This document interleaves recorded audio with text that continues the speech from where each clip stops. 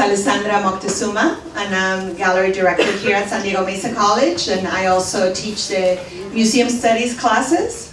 Welcome to our evening panel discussion about art collecting, and this is in conjunction with our exhibition in the gallery, Why We Collect the 20th Century. And so when we put together this show, Kraig brought this idea to us about collecting, and he'll talk more about it, but we thought that it would be great to begin a discussion on why it is important to support our artists, to collect art, to bring something into our homes that we love, to leave a legacy maybe to others with the work that we collect. And so we invited not only a curator, Kraig, to speak about his concept and his idea, but also Debby and Larry Kline, who are artists, but they also are collectors. I just, before I turn it over, I want to ask you to please let people know about the exhibition. It's really a beautiful exhibit. And it is a wonderful survey of art history for the 20th century. And it was a pretty unique exhibition for having in a college gallery, all of these works that were pretty amazing. And our museum studies students definitely learned a lot hanging the show, talking about the exhibition, working with the low light and the white gloves, because they're such delicate pieces. So please let people know about this exhibition, because it's only going to be up through November, and we want to share it with everybody. Okay, so I'm going to now introduce Kraig Cavanaugh and give it a chance to tell us. Good evening.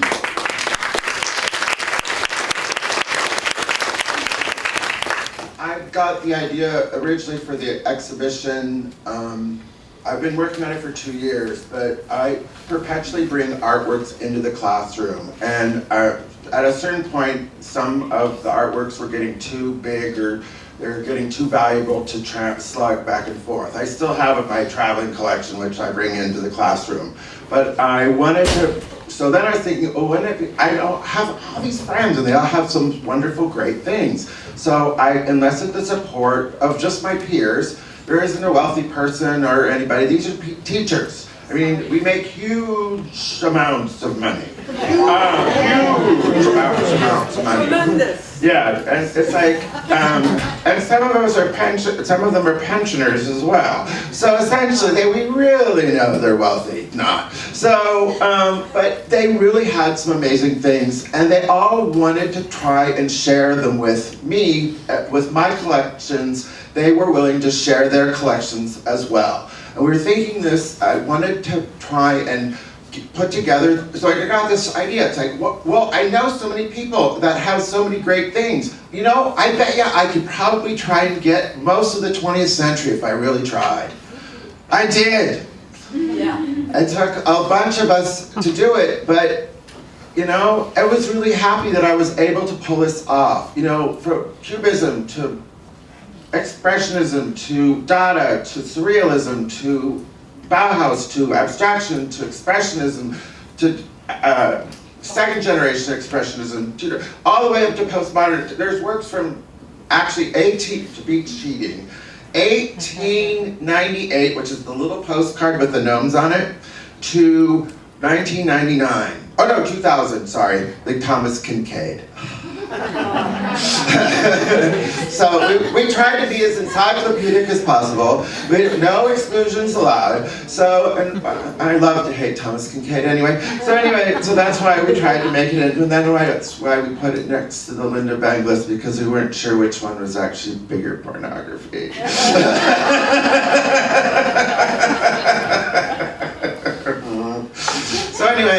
So that was really my impetus to try it. It's like, I dared myself to put it together. So then I started calling my friends, and it's like I called the Klines because I knew they had artworks. I have friends who are my best friends that I go to dinner with all the time, and they have wonderful items, and one of my friends owns Stuart Davis. It's like, oh wow, that would be great in our show. So it's like, So it was a really grassroots effort to put this exhibition together. I mean, my mom's even loaned me 2 pieces, okay, for this show. So it's like, it's really homespun, and it's all from the heart, because I really wanted to share these artworks with you.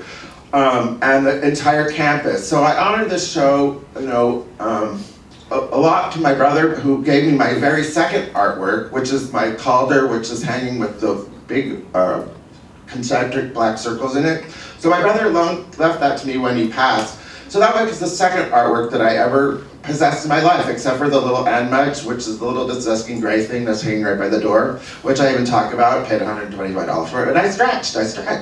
And so now I perpetually buy works, but they're all really for this study collection that I have made up, especially for my students. And so I want to, this is my gift to you to try and share, and this is their mutual gifts, and my friends' mutual gifts to you to share their wonderful art objects that they have with all of you.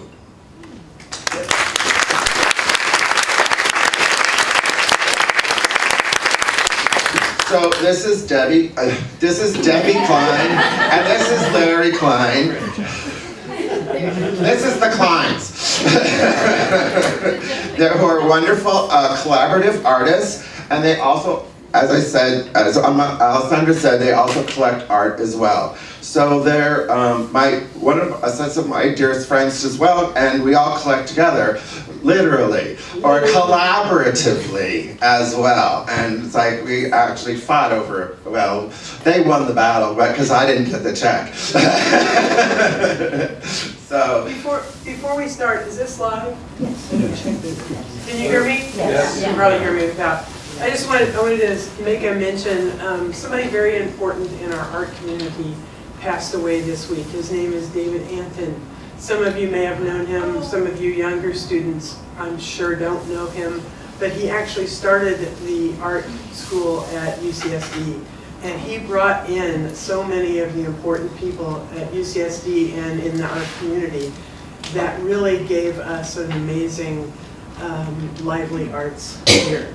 So he did it when you know, it was basically UCSD and scrubgrass, you know. So and they were just essential, and I just want to honor him.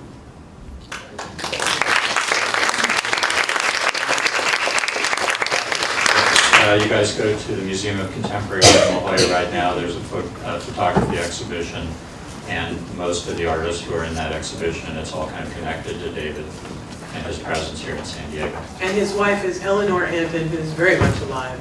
And she is one of the first feminist artists in the world. So if you don't know about them and you're studying art, you should know that these are part of your roots.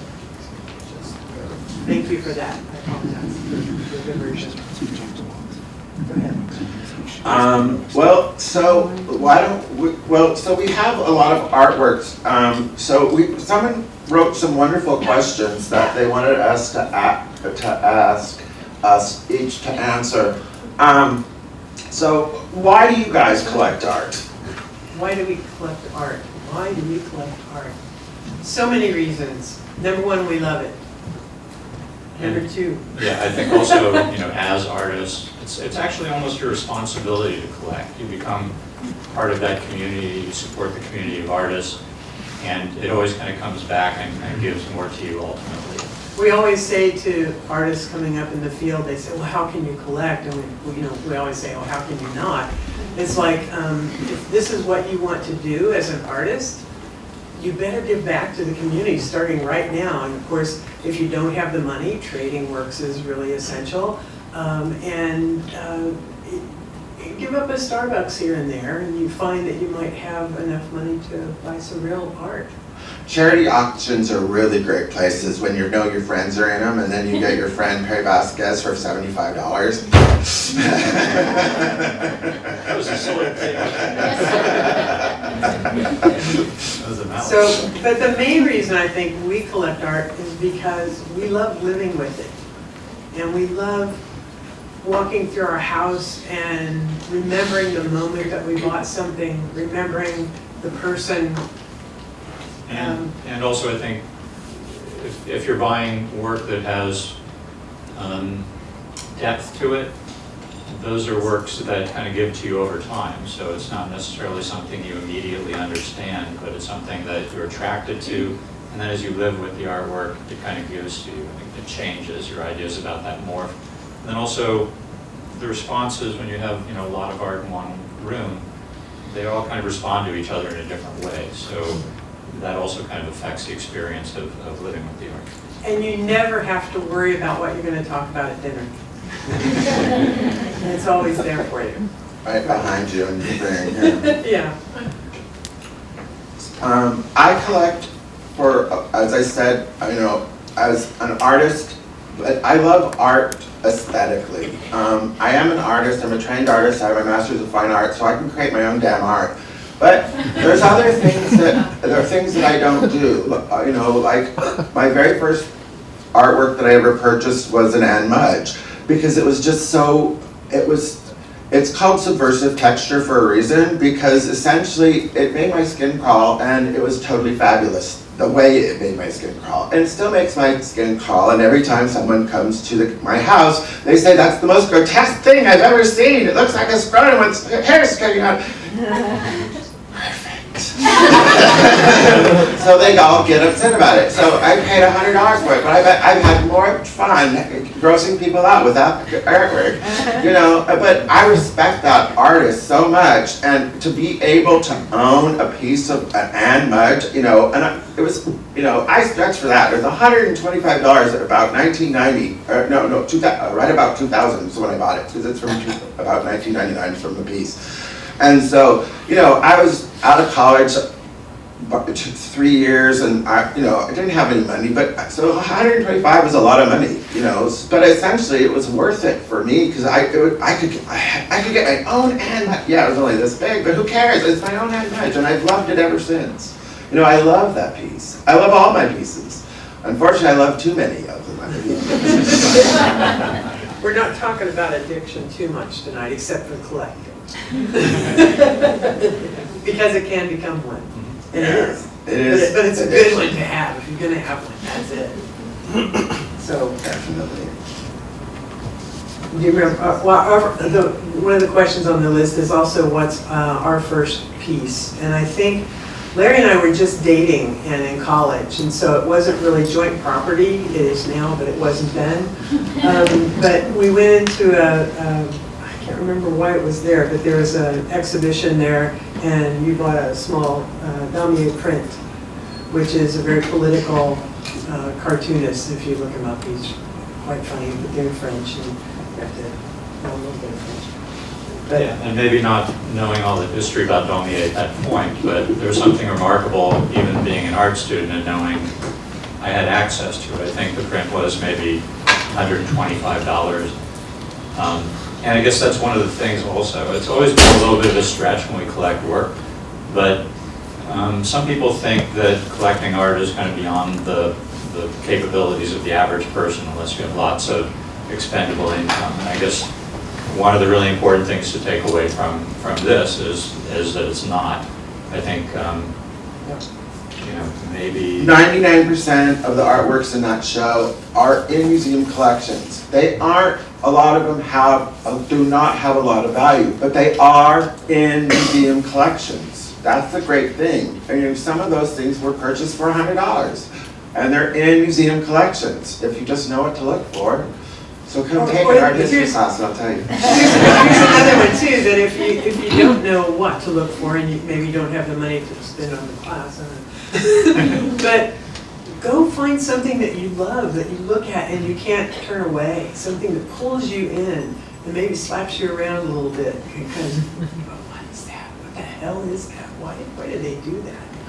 Kind of like landscapes, like this one, it's intriguing to me, But so buy something that is something that your questions aren't all answered immediately, something that'll grow with you. Yeah, actually, one of probably the most important collectors we have known in our lives, Joseph Shapiro in Chicago. And Joe Shapiro actually started the Museum of Contemporary Art there. A voracious collector who loved everything that he purchased. And he felt like he was a caretaker for these objects. So even though he had amassed a collection that was worth a great deal of money, he would constantly have people coming into his house, and he would show this work, and he felt like he was only temporarily holding these until they could be shared with the public by gifting it to a museum. And in fact, at one point, he went to Cabrini Green, which was one of the rough areas of Chicago, the projects, and he would put art up there. And he realized actual art, and he realized after a while, well, the art was getting stolen, so he put up posters. And he went there and he did this in person because he felt that it was his duty and his responsibility to bring, share this beauty in the rest of the world, and he found a way to do it. As a collector, and I think a lot of great collectors are ones who are kind of ahead of the curve. One of the things he was collecting was surrealism, and he collected before any of the curators were interested in surrealism. In fact, he tried to organize an exhibition at the Art Institute of Chicago, and they wouldn't put it together. And years later, we would go and look in his flat files, and it's like, there's a Max Ernst, and there's, a Dali, and here's, he would just have hundreds and hundreds of these works that he had amassed. So one of the things is, if you are sharp and your eyes are open and you love something, sometimes collecting something that's not at the time popular is actually a really good way to go. It's more affordable, and you can become sort of an aficionado in something like that. And we've told this story, and I apologize if some of you may have heard it before, but he actually was approached often by people who wanted to collect. And I remember one time somebody called him and said, "Joe, you need to show us how to collect." And he said, "Sure, no problem, let's go to New York." He had money to begin with. But he went to New York and took them with him, and he found this wonderfully crazy painting that he just fell in love with. And it was $350 if you need a value. And I'm telling you now that it was just aesthetically worth much more. But it was $350, and he kept trying to convince them that they should buy it. And it was this contorted face and head and things going on. They went, "Oh, Joe, that's just so disturbing. I could never live with that." And he goes, "I'm telling you now, you should buy this now. It's a great work of art."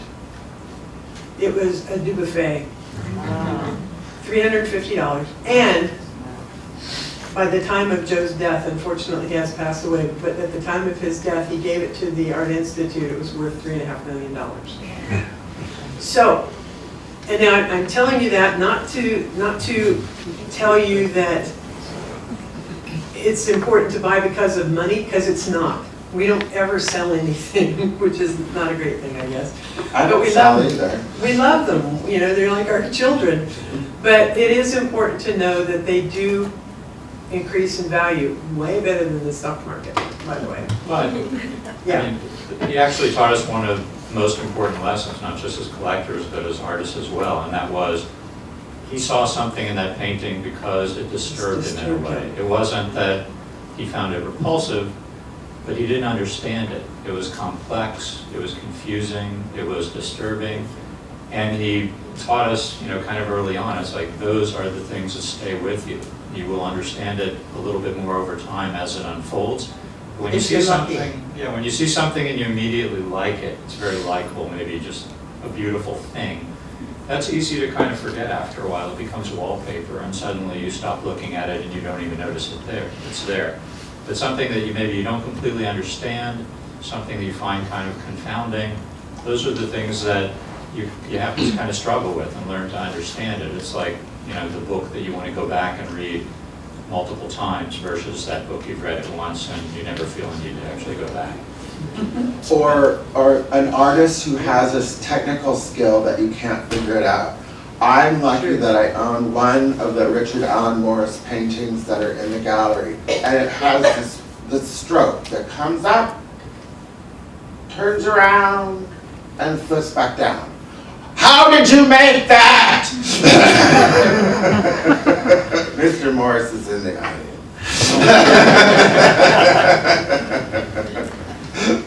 Because I look at that painting over and over, and how did he do that? How did he do that? It's like, it's amazing to me.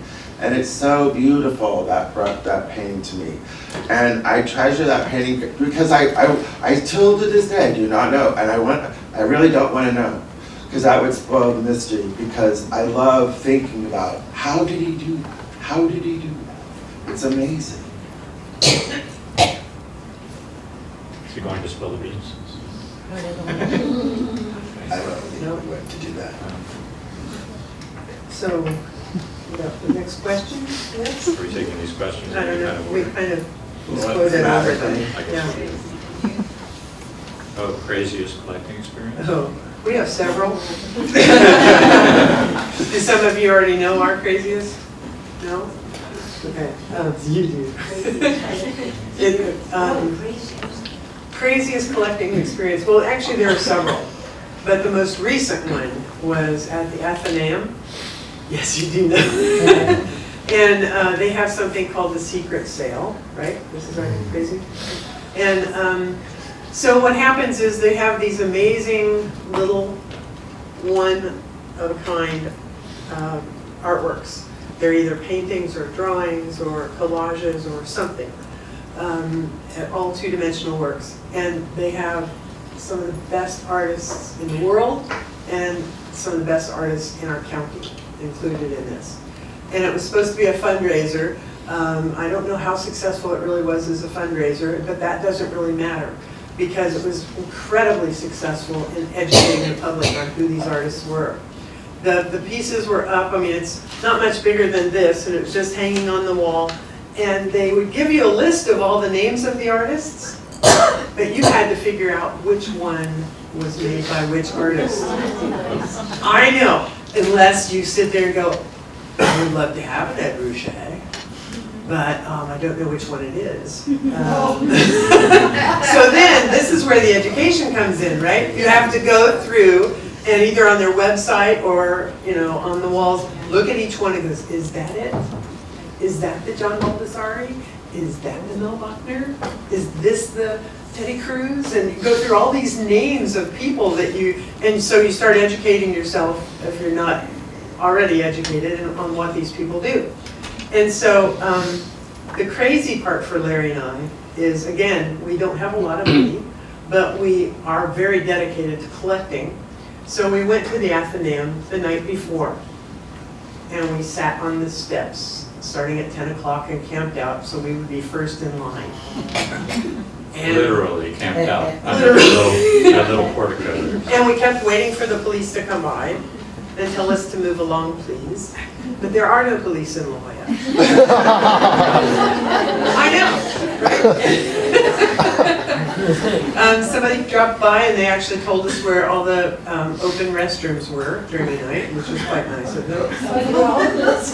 Yes, we stayed there all night. And so we were known as the first and second, number 1 and 2.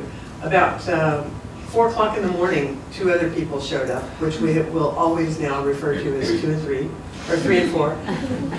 Immediately shouting expletives, he was like, I told you we should have gotten here early. I mean, when no one was there, we actually thought we had arrived on the wrong day. It just wasn't going to happen.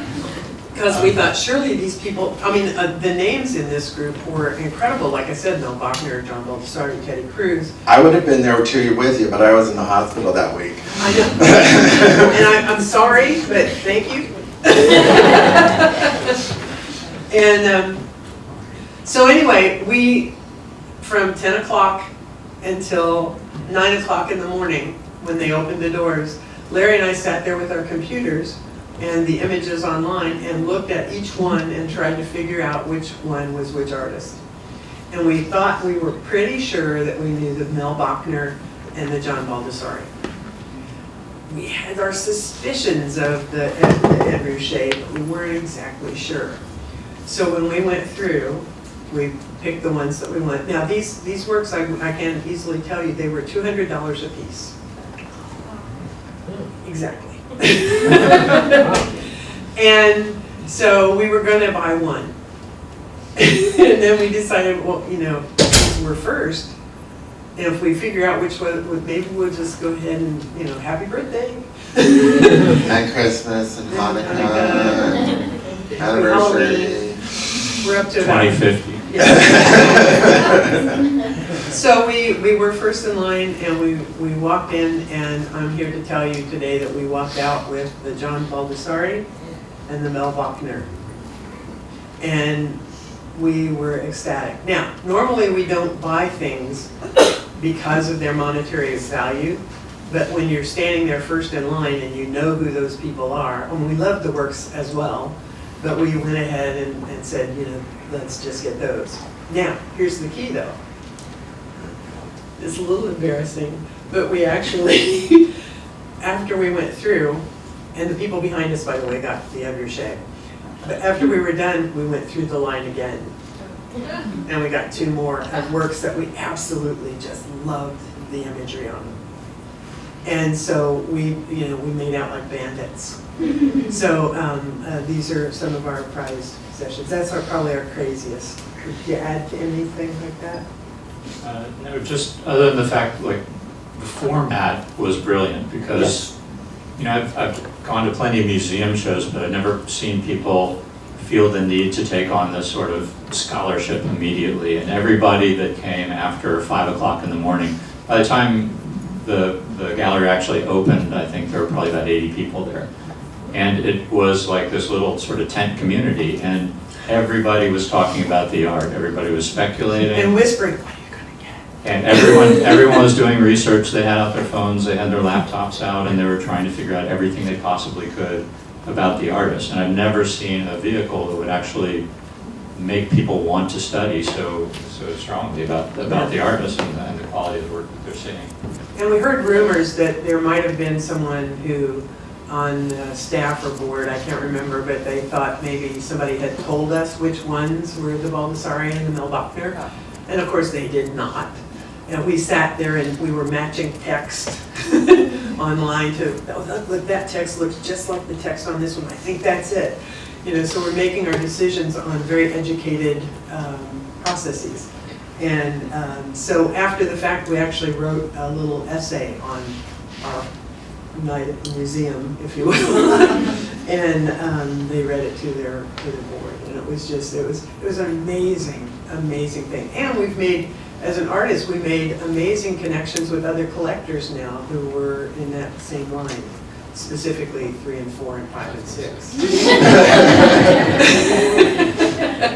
And when we see them out, that's what we refer to each other as. And definitely, you know, kudos to Erica Torrey too, because this was really the product of the exhibitions that she put on over the years while she was there. Oh, we should have said that, yeah. That was an amazing roster of artists. And the truth was, she could have sold the entire exhibition for more than that. And actually, if you did the math and you looked at the artworks, the logic was just buy everything in the entire gallery and then sell it off piece by piece, and you would make a profit.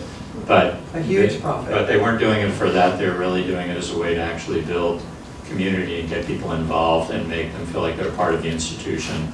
That was a huge thing to do. It was really a generous and nice thing to do. Yeah. And I think effective. I'll just add one other crazy experience is that if you want to collect and you think that you might go to an auction somewhere, but you figure that everybody's going to outbid you, go in California when it rains. Or eBay in Britain after Brexit.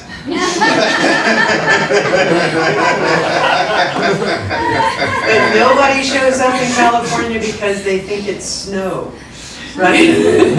They go, I'll go to the auction next week. And we've gone to a couple of auctions up in Los Angeles and made some of the best decisions in our entire collection because of that. So, here's one. How about yours? One? My craziest one is my Vasarely. And that's what I bought on Park Boulevard at the secondhand store. It's the 1950 store that was right across from the Egyptian Theater. So I was walking in, and it's overcrowded, and you can't see anything, except I knew exactly what it was. The gaze. Did you see that gaze? And it was this Vasarely. It's the op art with that looks like the circles coming out at you. It's from his Helios series, but I didn't know which series it was, but I knew it was signed. I knew it was a 200 of 200. What that means is that was the first one printed. Whoa. Because as you come off the stacks, that's the one that went down in the stacks first. So it was 200 of 200, so that's the first one printed.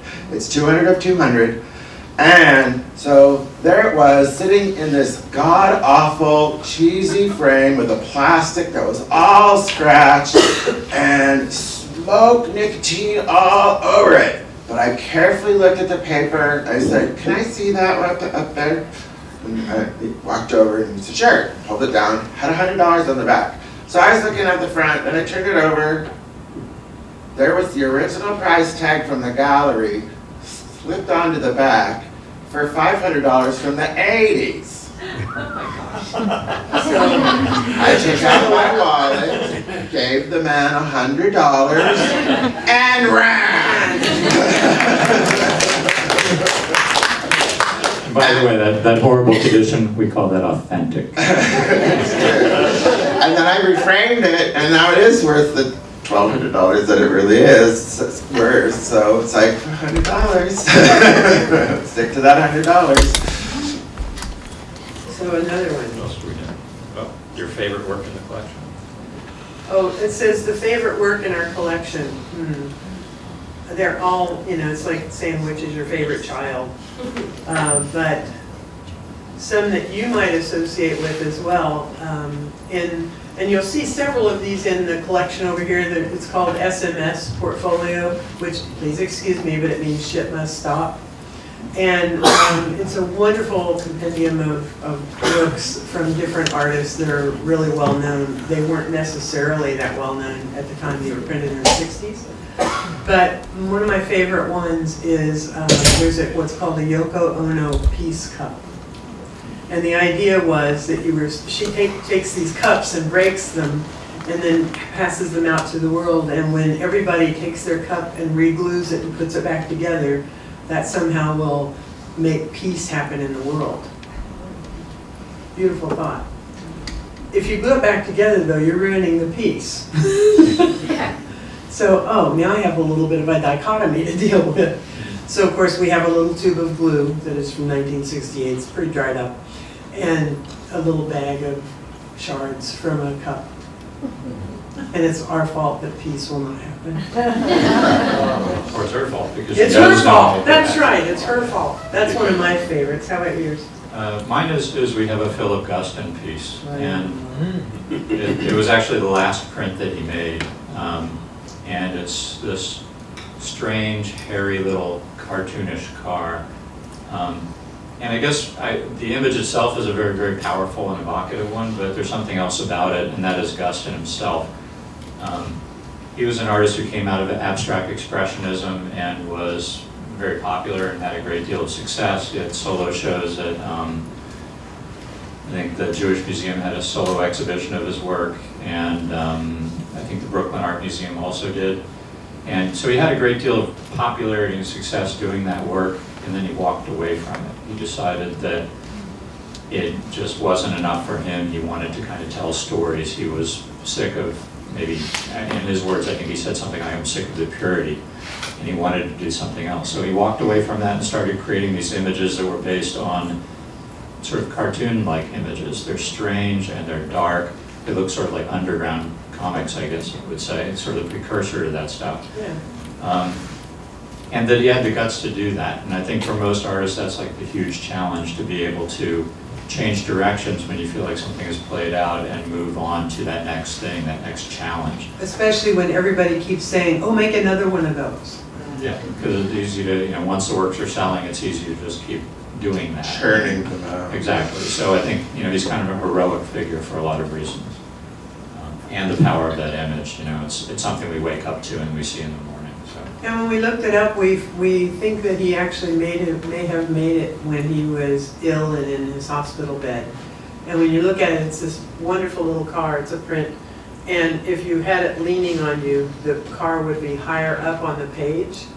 And so again, this is our thoughts. There's nothing documented about this, but we think that that's probably how it was made, because he was in bed, and maybe it was the last. So it's a very special considered today. Favorite. Tell us about your You babies. have to choose a favorite. Well, it's really hard because I don't buy anything that I don't love. Right. Yeah, on this question, we could all sit up here and tell you the history of every one of our works, and you would absolutely be blown away with each story, right?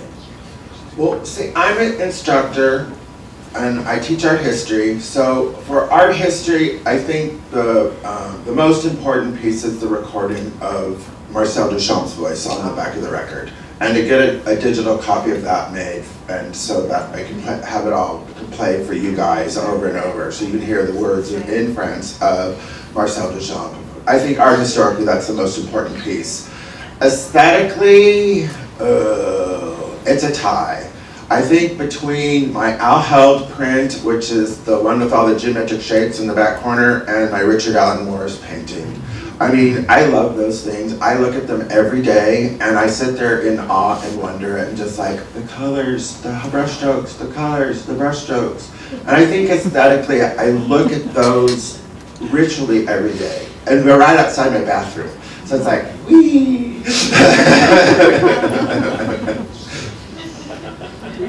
Can I add one, since there's two of us? That doesn't make any difference because we've talked about. But there's one in there that, it's the Robert Mapplethorpe piece in there that is of his lover, Ken Moody. And for me, that is such a, I mean, it's a beautiful portrait of his boyfriend, but it's such a significant piece historically, because it was one of the first times that someone who had homosexual tendencies that became that well known. And so for me to own something that is made by someone about that love and that kind of, but the quality of the print as well is just so strikingly beautiful.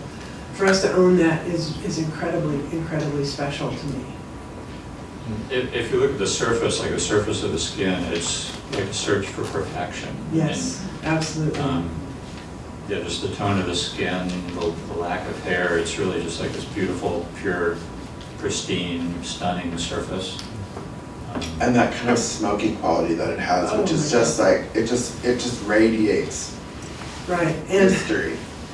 you know, in the search for more information about that print, I found Ken Moody on Facebook. And so I've asked him if he knows anything about that print or remembers anything, but he hasn't answered me back yet. So we'll come back next week or something and tell you. But it, you know, that's the other thing about it. It connects you. Art connects you with the rest of the world. And even though that lifestyle is not mine, it helps me to understand it. And that's, I think, a really essential part of his whole series of works. So. I also think, for those of you who, I mean, you've seen some of the works of the SMS portfolio, but you might not have known how it works. So it was kind of interesting. It was this idea of bypassing the gallery system and getting art directly to the people that were interested in collecting things. So the portfolio was created, and every 2 months you would actually get one of these little packages in the mail. A mystery box, Yeah. literally a mystery box. There were these strange little things. They were all printed. So William Copley, who was the heir to Copley Publishing, was connected to this. So he had access to presses, and they could make very sophisticated, very rich prints. And they made, I think, 2,000. Was that correct? There were originally 2,000 prints, but only 600 of the subscriptions sold, and they were warehoused, and 1,100 got flooded and fired. So there's really only 600 left in the world. And Larry and I are lucky that I used to work at the Museum of Contemporary Art in Chicago, and we bought one of the last remaining sets for the collection at the MCA. And I have number 2. I have number 2. And then the night that we bought that for the museum and I started cataloging it, I went home to Larry and I said, there's this piece of art I think we can own and I think we should buy. And it was at that point one of the most expensive pieces we'd ever bought. And I don't remember exactly what we paid for it, but still, you know, anything we buy is expensive. And we made the decision, and we called the New York Gallery, and they said, oh, I have one left, one complete set. And so we said, we'll take it. And so among those, you see several of them in the collection, and like I said, he has a set as well. There's Yoko Ono, Roy Lichtenstein, Joseph Kassouf, Christo, Marcel Duchamp, Liechtenstein. I mean, I could just go on and on. Every name that you can possibly think of somehow got into this beautiful set. And it's just it's a joy. We don't get it out all the time. It's kind of like owning a Japanese scroll that you would only take out when company comes out and you look at it and then you put it back in and you put it away where it's safe. Now mine's in a special box, except 3 of the images I have framed, and they're actually on the wall of it, but everything else, especially in a hermetically sealed box. Exactly. Yeah, I think part of the beauty of that is, so it's also like the $200 mystery auction. You know, you would sign up for this, you had no idea what you're getting, and just on faith, people thought that these were interesting. The artists were not, you know, many of these artists were not famous at the time. There's even like a Bruce Nauman in there, like a little tape piece. I mean, there are really some stunning things in it. The Bruce Nauman, I have to tell you, the Bruce Nauman is just a strip of magnetic tape for an old reel-to-reel tape recorder. And you were supposed to take the tape and run it through the reel-to-reel, and you'd hear Bruce's footsteps. It's so cool. It's actually the only piece we've never heard. But we still have it. So. But fascinating. You know, I think that's interesting. And I think also like collectors who, I think I mentioned before, collect outside of what is sort of the hip thing at the time. So if you think about people like, you know, Irvin, Dorothy Bogle, who collected. Has anybody ever heard of them? They're the ones that donated their entire collection to the National Gallery, and it was like they had early everybody. Yeah. So we had, you know, they inspired us as well. Librarian and a postal worker who amassed, you know, millions of dollars worth of art. And they bought art with his salary, and they lived off her salary. And he was a postal worker, and she was a librarian. And sort of even beyond the fact that they made that sacrifice, part of it was that they were so hungry. They wanted to know everything. They were collecting minimalism at a time when minimalism was not quite that popular. And they said, you know, they would go to a studio and they wanted to see everything, including things that the artist didn't even necessarily want to show or even think were germane. But they were so keyed in, they could see, you know, this strange little object that even the artist maybe doesn't quite entirely understand the importance of. They would recognize the connection between that and their later work. They would want to see everything, not just whatever happened to be in the gallery at that time. And I think that's also part of the idea of being a real collector, is that your curiosity is really one that can really kind of, it's a journey. It's approaching a mystery and really trying to figure out, you know, everything you possibly can and truly understanding the works. And it wouldn't be beyond me to contact an artist and say, hi, I have $200, do you have anything I could buy?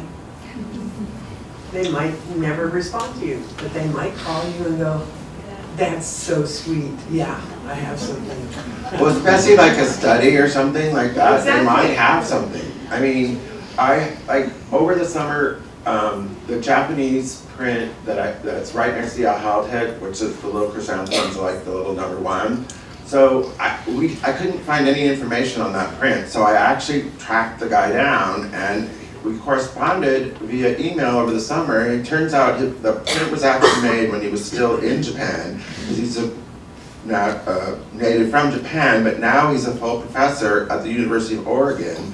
And now we have this communication thing going, and so it was really excited that he's having a piece in our exhibition, and it's just like, and the way that it talks to the Alheld with the colors and they're actually, he was thinking in terms of rectilinear shapes and geometric, the same way that Alheld was, and so, but his has those little chrysanthemum drips. So it's like that, but to have that communication of, and to find out that it was made when before he even had left the for the States, you know, before he'd emigrated, and to realize, and we didn't have any idea even how old it was. Now I know it's from the 80s. It's like, oh my gosh, it's like, it's really old.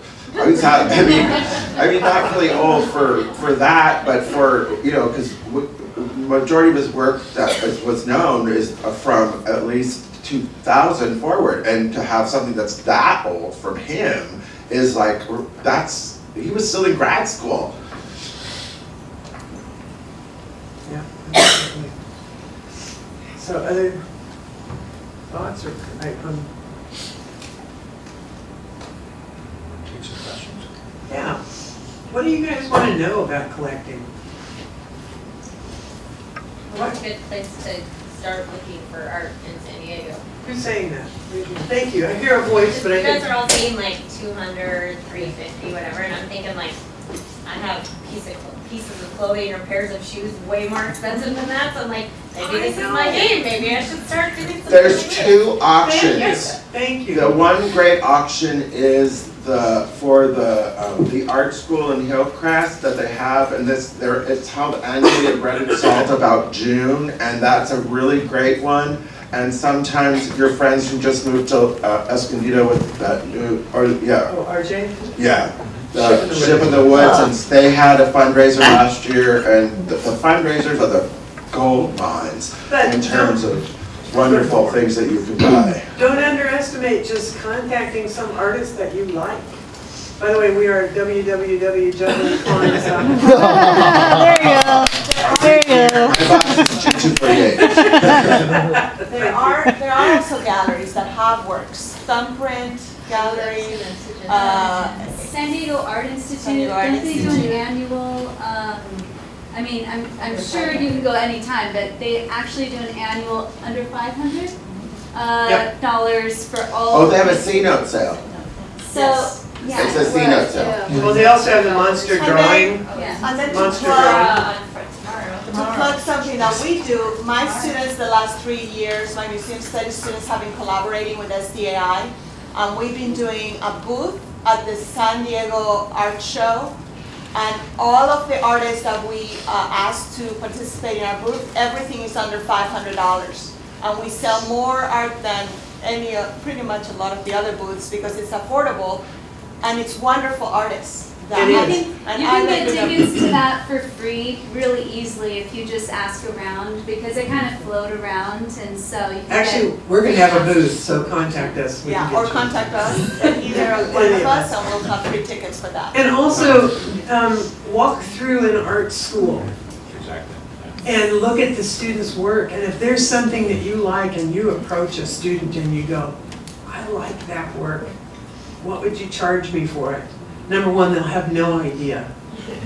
But if you could cover dinner, that would be fabulous. And that's the other thing, at the end of the semester, many of the schools, including ours, have a student art show. Yep. And many of the works are for sale, and many of those works are amazing and beautiful. We've had galleries come to the student shows and purchase works from the students. So don't, you know. Even our ceramic sale. and Not only, I have a house full of ceramics museums. if you only have like just like $10 or $15 and you still want to get art, some of those universities and schools in San Diego have their own auctions. And I have a very humble collection of mostly just local artists, but that's how I collected my first pieces. I was a student at SDSU. They had a graduate student auction, and you could bid on stuff that normally your friend would sell for $200 or more, but maybe you only had $20, and you could likely get it. So there's actually a lot of different levels that you can kind of get into. All this said, I want to say a little bit about auctions, and that is that they're not the best thing for the artist. And the reason I say that is, They're lost. I mean, it has to be said, it has to be They said. get screwed. If you can contact the artist directly and say, or through their gallery and say, I would like to purchase this, you can still get amazing, amazing deals. What happens at an auction is very often, you know, the artist likes the organization and they will give the work to the auction to be auctioned off. And then if they don't have what's it called, a reserve on it, then they might sell that work for $20, and it might be worth, maybe a couple of $1,000s. What And then happens then is sometimes the artist doesn't get a penny. Yeah, well, we never participate in any auction unless they give something back to the artist. And we don't do it necessarily for us, but we want the organizations to understand that that's an important thing, to pay back the artist. And we tell them that every time. So that said, if an auction, when it goes below your normal prices that you sell something, it can hurt your bottom line as an artist. So you want to just make sure that they're going to sell it at a reserve, and maybe you're going to get 50% of it back or something like that, or you can give it all to them. That's fine too. You just want to make sure that it's a good situation for yourself if you're an artist. Yeah, the other thing is going to a school and buying a work there. I mean, you're encouraging an artist. It might be their first sale, or maybe they've only had a few sales. You're really making a difference. You're helping them perpetuate their career. So I think it's an important thing that you can do. There's nothing better for an artist, especially in school, than when somebody approaches you and says, I want to buy that. And they will talk about that, believe it or not, for the rest of their life. Two of the artworks that I have, I've traded with my teachers when I was a student. So, that was, talk about humility. A teacher won one of my pieces, but two of them did. So I've got two really nice pieces by relatively well-known artists. How do you feel about artwork and like gallery, open gallery? Do you do any of that? Do we do it? Yeah, I mean, like go to open gallery and art walk. It's a great place to buy art. It's a great place to start to buy art. We were in it 1 year, I think, but we don't do that. We are in the art fair this year. They've asked us to come back, and we're going to be doing that, but that's kind of a different thing. They're amazing things. Find out what you like. Number one, you have to go look in an art history book and find out what you like. Maybe take his class, But the art is out there. And it's an amazing, you definitely, for a good pair of shoes, you can get maybe two and a half pieces of art. Depending on the shoes. And with the art, you can live forever, because clothes, you'll either... You're going to wear them out, the dog will chew them up. But an art piece is going to be there hanging in your living room or your bedroom, and you're going to look at it and you're going to love it for the rest of your life. Yeah. And they're I precious. have to have different options of that clothing, because if you have found something that made by Coco Chanel or somebody like that, you will keep it forever. I'm sorry, fashion major. Yes, but it's easier to conserve a two-dimensional work than it is a fabric. I'm just saying, because I worked in museums. You had a question up there? Beyond over here, I had a question. You're next. Don't be put off by galleries. Many people Yes. are downright frightened to go into the gallery because they think, they're not going to, students, they're not going to respect you, they're going to discount you. But you find sometimes really, really affordable works at galleries, especially right now, they're all hurting. So you can get things for $500, $250, $300, if you're lucky. But if you want something very badly and you cannot afford it, just talk to the gallery owner and say, would you accept time payments? And you'd be surprised. I just finished a time payment. It took me 6 months to pay it off.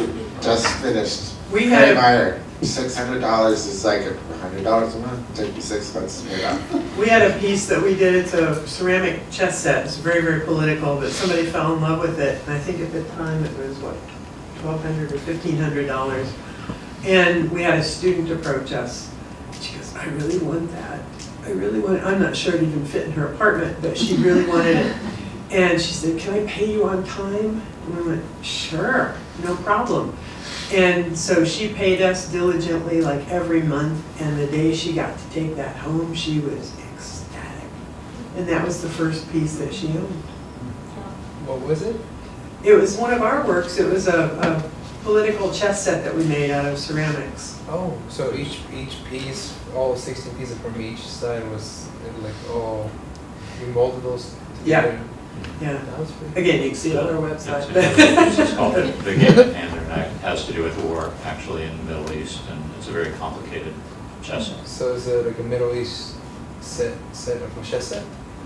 We thought it was an unplayable game because it's one side is all images of women in burqas in the hijab, and the other side is all American culture, like soldiers and Statue of Liberty and stack of gold coins is the king, of course. Make 5 or 6 moves, it's very difficult to know what's going on. So what tended to happen was people actually Helped each other. shared and communicated with each other in order to try to keep the game as fair as they Which was very life affirming for us, right? So is it Although in a lot of cases it was still so complicated that they ended up cheating. I'm sorry, what? So is it an unplayable chess set or is it? We thought it was unplayable when we made it, but guess what? We took it to the chess championships over at Liberty Station, Yeah. and they played it. They don't care, they just know this piece goes there and this piece goes there. Although we videotaped the matches and we had 2 chess masters, Oh, that's right. both that cheated. One cheated during the game on video, and then the person who's playing said, "Wait, you just moved your pawn over here." That was actually in New York when we played. As well, he was talking about his ranking. And then another one we actually took to the art fair here. And we had a chess master playing. He played against someone from Russia who played his whole life. He wasn't a ranked master, but he was a very good player. And so the guy who was ranked, the master beat him hands down, and the other guy was really depressed. And as we were packing up, the master came running up to us about 45 minutes later. He said, "You have to help me find the guy I played. I just realized I cheated him. I've been going over in my head." Every move that he had made. I'm lucky if I can remember 3 moves back, So, that's cool. but you can, the bottom line on this is that you can easily pay on time, and it's not a big deal. And sometimes they might even let you keep it before you pay. I've had that to me, so I've had works longer than I've owned them. You had a question back there. Well, so let's say you went to a gallery 20 years ago and you bought a piece that you really liked 20 years ago, and you're tired of it. Where do you go? Where do you go to sell it? I mean, I get a garage sale, but The first question is, we haven't had it happen. So we kind of like everything that we have. But if I had to sell something and I wanted to take it, there's a lot of different places. You can sell it on eBay, you can sell it, if it's a certain level, you can sell at Sotheby's and Christie's and those kind of things. Or on a consignment from a gallery that would do that if it was a piece they would think would sell or have. You could also put a reserve on it and then make sure that if you knew what it actually was worth and you could donate it, but then you put a reserve in terms of what you think it's worth, and then that's the lowest price, and then anything that they give, they could get the windfall from too. You could think you could do it that way. there are places locally in San Diego that do that. There are any number of organizations that accept charitable there are opportunities, and I know of them. So if you want to come across the street and have coffee, we can talk. But I'm telling you right now, you'll end up selling your work to him. This was his way of getting first dibs. So come talk to us first. No, you're neighbors. Somebody else have a Yes. question? Well, I just, playing on what you just said, is there any kind of forum or place to find out about the buyer, like going direct to a buyer instead of selling through auction or selling through a gallery on consignment or selling through, do you just have to know people who might be interested in art that you have to sell, or, is that kind of an odd question? Or you're an artist and you want to find buyers for your work. You're an artist. No, but I have some pieces and I'm thinking, how do I sell them? How do I sell them? How do I go through, how do I get to an end user versus paying a commission and paying? eBay is really, I've sold all these things on eBay that eBay, believe I it or got not. tired. You do the research of how much it's worth, They do take, a small amount of commission. Yeah. but That's work. We actually have bought a couple of it's worked works on really eBay. well. I buy lots of works on eBay. Actually, I got. I've looked at eBay, but I've never known if that's, I don't know. Legitimate. Legitimate, or That's your not, or not question. legitimate, but is it, I don't know, tacky or to sell? No. If you get a really good artwork, it's not. It's not. tacky. Okay. But here's the thing, if you do buy off of a source like that and you don't know who the seller is, investigate them. And I don't mean Yeah. go out and buy, somebody to follow them around. Make sure they have enough stars and they have enough sales so they have a reputation. Because if they Exactly. have under 15 stars, I don't deal with them, Right. because I actually want people who have hundreds of stars, And then who are also, really reputable. So if I have a piece of art, little old me, that wants to sell something, how are they gonna trust me? well, there's sort of backups with eBay too. Number one, they'll sell something and you can send it to them and then they have like a certain amount of time Time that to they return can it. return Buyer it if it protection. doesn't work. Okay. And, if you're selling work, you want to give as much of the provenance, what's called the provenance of that piece as you can, where you purchased it. If you can trace it all the way back to the artist, that proves that, number one, it is that piece and it is, of that artist. And that's important, especially if you're buying from somebody you don't know. So that's my best advice to you on that. Take pictures of any markings on it, any signatures, any addition marks, things like that. Take pictures of the front and the back. If Disclose it's if there's paper, any the little. watermark makes a difference Yep. because you could tell if it's an old piece of Darches versus a new, just because it has an infinity or it doesn't have an infinity symbol on it. But a watermark is when it's been a laid paper and a screen and there's a weave in the mesh screen that the paper's made out of, and it leaves a residual mark. And you can hold it up to the light, like our new money, where you're supposed to look at your hundreds and just see if it's real. But paper a good paper has a watermark. It'll either have a manufacturer's date or, a name or a symbol for it, every Fabriano to Darches to everybody. Could you say a few words about taking care of your artwork in terms of cleaning? Please do. Yes.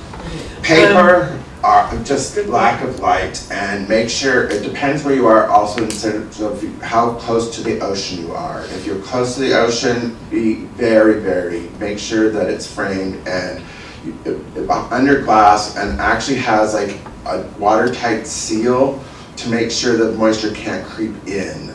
Even works on paper. Paintings on canvas, that's why paintings on canvas were invented in Venice, because of so much moisture. So they're safer to have near the ocean. Now, my mother lives right in Mission Beach, and she's got some paperworks that the water seeped in and got into the mat, and it's like, I know there's gonna be mold under there, so anything on paper, I'm making sure it's sealed. But she has oil paintings that are lasting fine, because oil painting was invented for the humidity in Venice. And you can tell if you have a print and you look at the print and there's a little dark spot, that's probably a little piece of mold that's starting to grow. Now that's, even though you might totally freak out, it's totally fixable. You can just take it to a conservator and they will fix it for you, but you want to make sure it's a reputable conservator.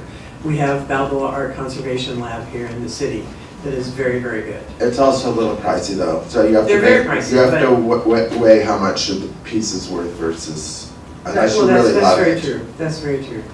Yes. Another Well, local I was place just we- going to add that you want to be careful about who does any work on your art. Oh, absolutely. Absolutely, that's why I Because said. you can, it is a professional activity. And there are Well, very few places on the West Coast that you could really trust at a And museum there's a big- level.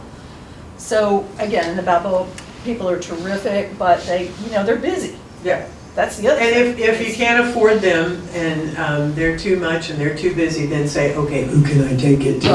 And they will give you somebody who is also reputable. And probably a good thing would also be like contact museums that have conservation departments. There's a big difference between And so conservation the- and restoration. And some Exactly. people That's think of a them as the very- same thing, but Yes. they're not. And Exactly. you have And to be very leery galleries. with restoration. Galleries who deal in secondhand works will do it as well. Don't let Yeah, them use bleach. Yeah, Be you want- careful.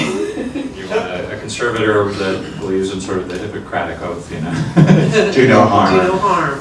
Step one. And if you we've find heard something some, working in the museum field, we have heard some real horror stories about that. So it's just like anything else, you know, do your own due diligence and make sure that the people you deal with are reputable, and from collecting and selling and doing repair work, you know, to anything else. And sometimes you can actually contact a conservator and they can tell you how to fix something yourself, if indeed you're an artist. We've done that for a couple of works. Yeah, plus the first big piece that I sold. I knew When I was in college, it was a painting, and it was a very large painting. triangular shape. I was also working at the museum, so I happened to get a hold of this stretcher that they were getting rid of from one of their exhibitions. And I stretched it, and it was about 10 feet long, this triangular thing. And of course, we had no vehicle to get it home from my exhibition, and I sold it, and it was actually a very good sale for me then. It was by far the most expensive thing I'd ever sold. And so we had no way to get it home other than to put it on top of our van and hold it on both sides, which turned out to be a hang glider. And yes, it took a flyer off the back of our truck, and it ended up with a 2-inch rip in it. And we were working at the museum, so I talked to the conservator, and they told me what to do. It's actually pretty easy. It's no rocket science, Yeah. but And you do have to do I made the it. repair, and I went back to the collector, and I said, you know, I have to be honest with you, it's got a tear here. And they said, I can't see it, and I love the painting, and I want it anyway. And so But he wanted to disclose, you know, that it had a tear. But since he's the artist, you know, you patch it with a little piece of canvas and you repaint it exactly like you painted it before. I in didn't this paint it, case, so yeah, so that was a good one. Yeah.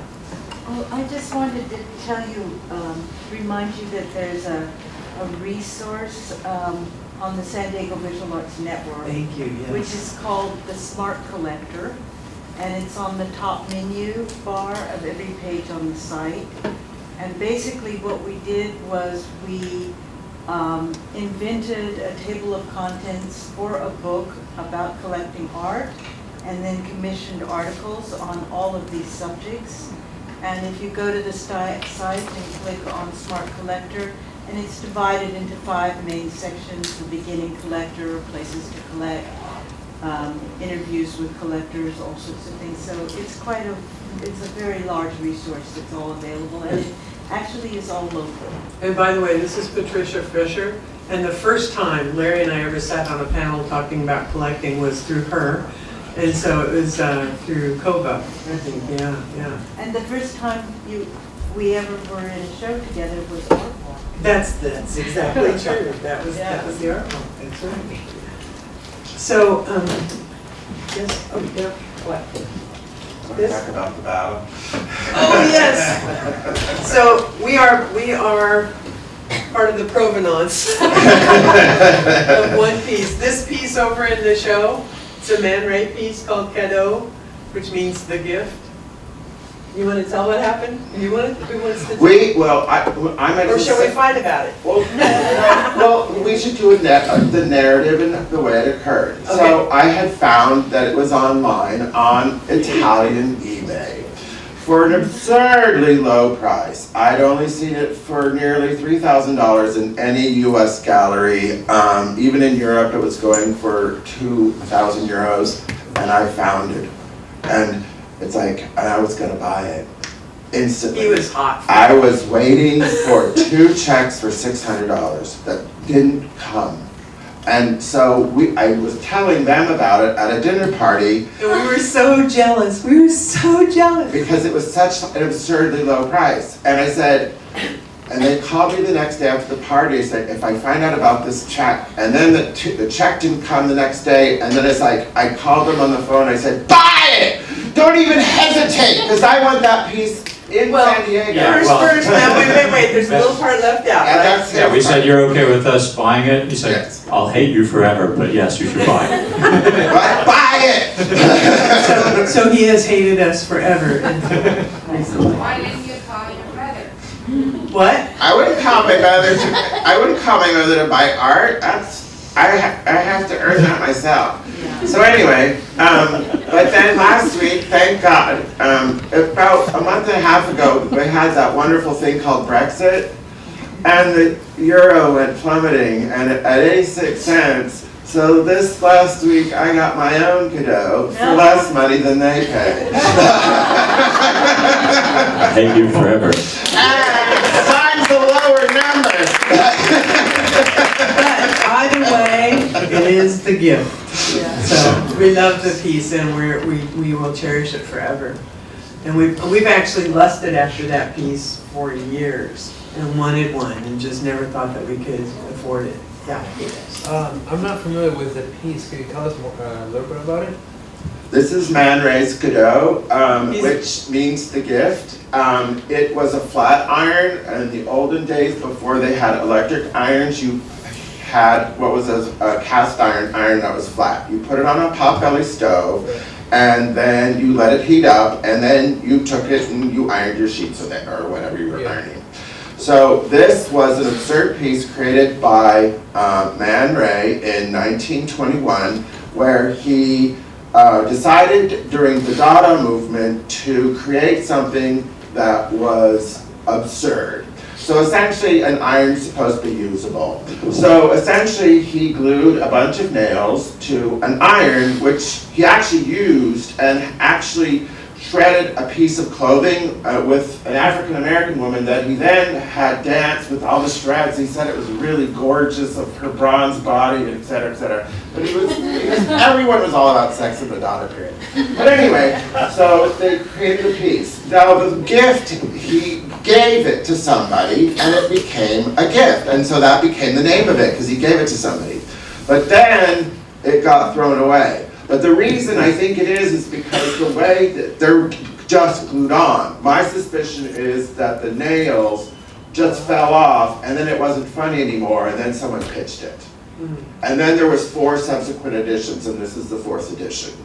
So it's a Dada artwork. It was supposed to be crazy and outrageous and to push the buttons of normalcy in terms of what expectation of art is. So this is a 3-dimensional object, ergo it's sculpture no matter what. But by putting the tax on it, he rendered it useless. So it became an ironic object. I have another theory about it as well. And this is not based in any historical fact, but it's just something that I feel. When you see Yoko Ono's piece called Cut Piece, I have a feeling that she at some point saw this.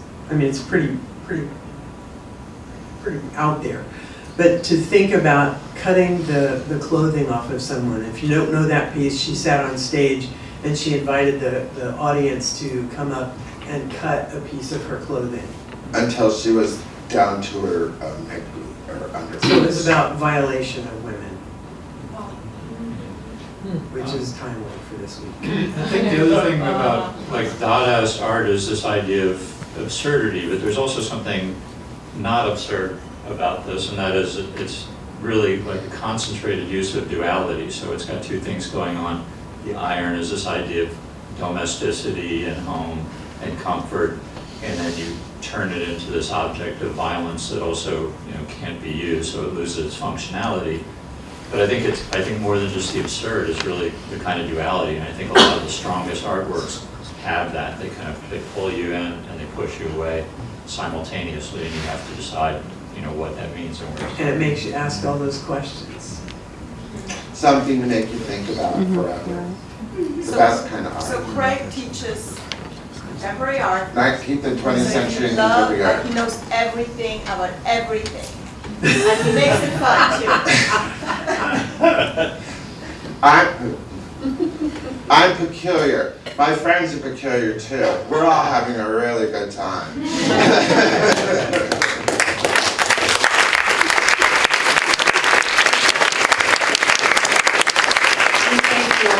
Very much, and we hope that you'll all go out and buy art.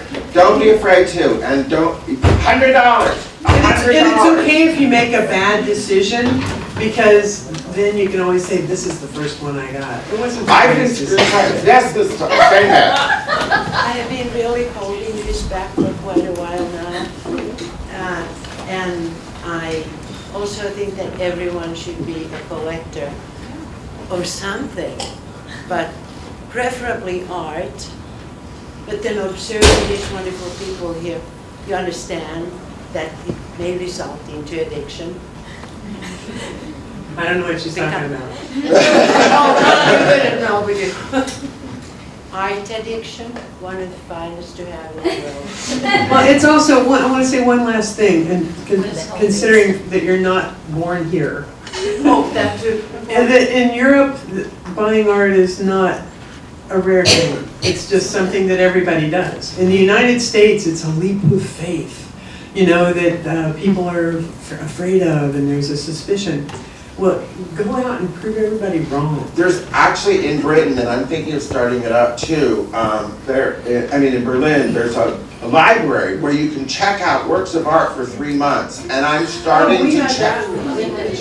But it's in Berlin, and I'm actually I'm experimenting with that concept right now, so I've loaned one of my artworks to a friend for 3 months, and he's gonna bring it back, and then you can exchange back and forth, and then I'm thinking of maybe doing a subscription library service and letting my collection out and letting people borrow it. That's one thing I want to say about growing up in Asia. I grew up in Taipei. Almost every family have some, I mean, it doesn't matter how wealthy or how poor they are, they have some piece of Because art. it's prized. Even in Japan in the 19th century and the 18th century, where you had subscription ukiyo-e prints, you know, it was just, you know, subscription art series, you know, it's like Reader's Digest, but it was art that came once a month or twice a month, but everyone had it, and it's now really valuable, and it was like fair pasta posters back then. Also in Mexico, and one thing that at least in our family, when somebody gets married, what you give them is a work of art. At least in like our circle, that was the gift for the house. It was a work of art. So if people are getting married, instead of going out and buying them a new blender, that's gonna break, give them something that will really document their I got a wonderful piece of art from Grandma Hours, because they know that we like art, and they gave us a piece of wonderful Asian print. It's amazing. Yeah. Now that's a gift. Yeah, it's great. Life enhancing. Yep. Any other questions? Everybody good? Thank you very much, everybody.